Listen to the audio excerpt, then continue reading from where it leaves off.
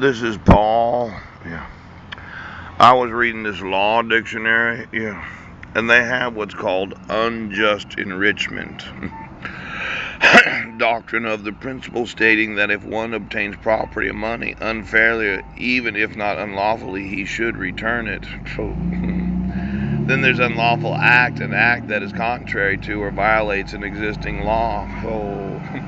Unlawful assembly, a gathering of three or more people which will disturb the peace because those assembling intend to perform unlawful or violent actions. And then there's what's called the unlawful conspiracy, a criminal offense in which two or more people get together and plan an illegal act. See conspiracy. Now, I've written about unjust enrichment. That's where you make movies about my suffering.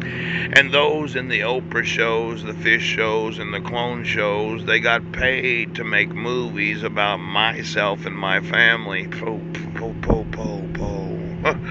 Now, when you get paid to make a show and I'm in it and I didn't agree to be in anyone's show, that's called unjust enrichment. You got paid to torture me and my family because you're a sheriff. Unjust enrichment is a crime. Now, when I inform law enforcement that you've taken custody of my sons without due process, and then you made shows because all of those in Clallam County had to keep quiet, all the cloning and fish and all the top secret illegal meetings of those that are in office. When you enriched yourself at my expense, that's called unjust enrichment.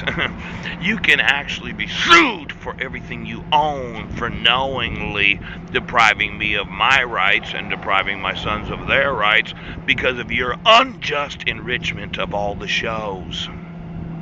Now, let's say you belong to one of these secret societies, and I was looking at the black hands of Yugoslavia that didn't know the members of other cell groups. Yes.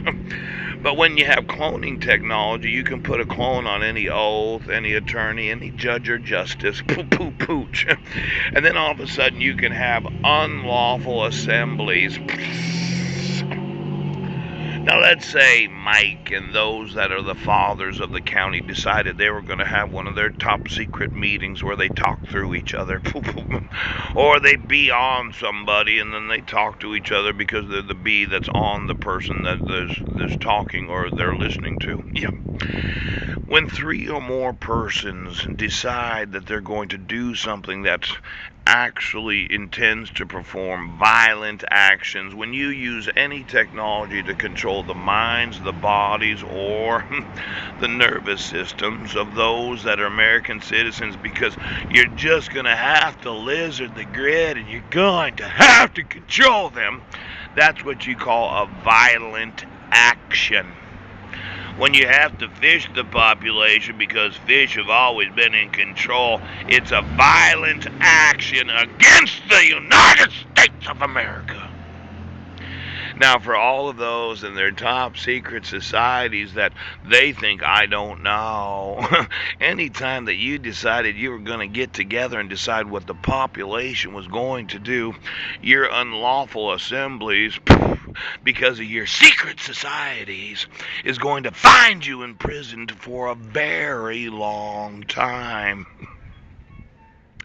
Then you have the unlawful conspiracy, a criminal offense in which two or more people get together and plan an illegal act.